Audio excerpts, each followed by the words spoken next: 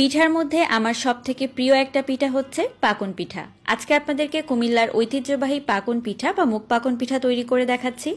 অনেকে আছে এই পিঠাটা সঠিক নিয়মে তৈরি করতে জানে না, তবে আমার এই রেসিপিতে যদি আপনারা পিঠাটা তৈরি করেন একদম পারফেক্ট মুগ পাকন পিঠা বা পাকন পিঠা আপনারা ঘরে বসেই তৈরি করতে পারবেন।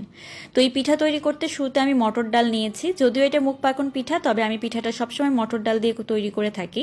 আর তার সাথে নিয়েছি 2টা আলু। তো এখানে 1 কাপ পরিমাণে মটর ডাল নিয়েছি। তো মটর ডালটাকে ভিজিয়ে রেখেছিলাম 4-5 ঘন্টার জন্য। তারপরে ডালটাকে একটু লবণ দিয়ে সেদ্ধ করে নিচ্ছি। ডাল আলু খুব ভালো করে সেদ্ধ করে নিয়ে একটা ডাল ঘুটনি দিয়ে খুব ভালোভাবে কিন্তু মিহি করে নিতে হবে বা ঘুটে নিতে হবে। দিয়ে দিচ্ছি এখানে 3 কাপ পরিমাণে চালের গুঁড়া। প্রথমে 2 কাপ দিয়েছি, তারপরে আরও 1 কাপ দিয়ে দিলাম। এখন এটাকে ঢাকনা দিয়ে, যেরকম রুটি তৈরি করে সেদ্ধ আটার রুটি ঠিক সেরকম করেই কিন্তু ঢাকনা দিয়ে এটাকে সেদ্ধ করে নিতে হবে। তো অনেকক্ষণ সেদ্ধ করে নিয়েছি, প্রায় 5-6 মিনিটের মতো। তারপর ঢাকনাটা তুলে নিয়ে খামিরটাকে খুব ভালোভাবে নেড়েচেড়ে মিশিয়ে নিচ্ছি। তো মেশানো হয়ে গেলে যেমন সেদ্ধ আটা রুটি করার সময় তৈরি করি ঠিক সেরকম করে একটা ডো তৈরি করে নিতে হবে। তারপর অল্প অল্প করে নিয়ে হাতের সাহায্যে ভালোভাবে এটাকে মথে নিতে হবে। তো একটু একটু করে তেল ব্যবহার করবেন, এতে করে হবে কি এই ডোটা সফট থাকবে। যখন পিঠার নকশা তৈরি করবেন তখন কিন্তু একদম সুন্দরভাবে নকশাটা তৈরি করতে পারবেন। এখন আমি একদম মোটা করে একটা রুটির মতো বেলে নিব বা গোল করে নিব। তারপর একটা টুথপিক দিয়ে বা যে কোনো কিছু দিয়ে আপনারা সাইডটা ঠিক এরকম করে সমান করে নেবেন, এতে করে পিঠাটা তৈরি করতে কিন্তু সুবিধা হবে। তো এখন আমি ডিজাইন করে দিচ্ছি। তো আপনারা কিন্তু এই নকশাটা দেখেই বুঝতে পারবেন যে কিভাবে করছে, এটা আসলে বলে বোঝানোর মতো না।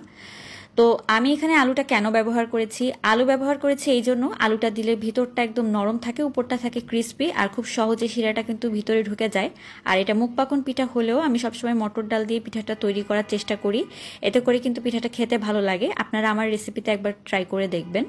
তো দেখতে পাচ্ছেন আমি কিভাবে ডিজাইনটা করে নিচ্ছি। তো এইভাবেই কিন্তু ডিজাইনটা করে নিতে হবে। আপনারা যে কোনো ধরনের ডিজাইন এখানে করতে পারেন, আপনারা হয়তোবা এর থেকেও ভালো ডিজাইন তৈরি করতে পারবেন।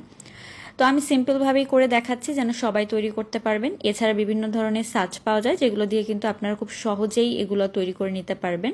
তো পিঠাগুলো তৈরি করে নেওয়ার পর কিন্তু বেশিক্ষণ রাখার দরকার নেই। এরপর তেলটা ভালোভাবে গরম করে নিয়ে ভেজে নিতে হবে। এখন আমি শিরা তৈরি করে নিব সবার প্রথমে। তার জন্য 2 কাপ পরিমাণ পানির সাথে 2 কাপ পরিমাণ দিয়ে দিচ্ছি চিনি। তো চিনি যতটুকু নেবেন পানি কিন্তু ততটুকুই নিতে হবে। আর শিরাটা তৈরি করতে হবে এমনভাবে জাস্ট এই চিনিটা গলে গেলেই হবে, একদম ঘন শিরা তৈরি করার দরকার নেই। চিনিটা ভালোভাবে গলে গেলেই কিন্তু শিরাটা তৈরি হয়ে যাবে। এখন আমি যে পিঠাগুলো তৈরি করে রেখেছিলাম সেগুলোকে ভেজে নিচ্ছি। একটু সময় নিয়ে পিঠাগুলোকে কিন্তু ভাজতে হবে, এতে করে একদম উপরটা ক্রিস্পি হবে, ভিতরটাও সফট থাকবে। যদি তাড়াহুড়ো করে ভাজতে যান তাহলে কিন্তু পিঠাটা আপনারা সুন্দরভাবে ভাজতে পারবেন না বা ক্রিস্পি হবে না।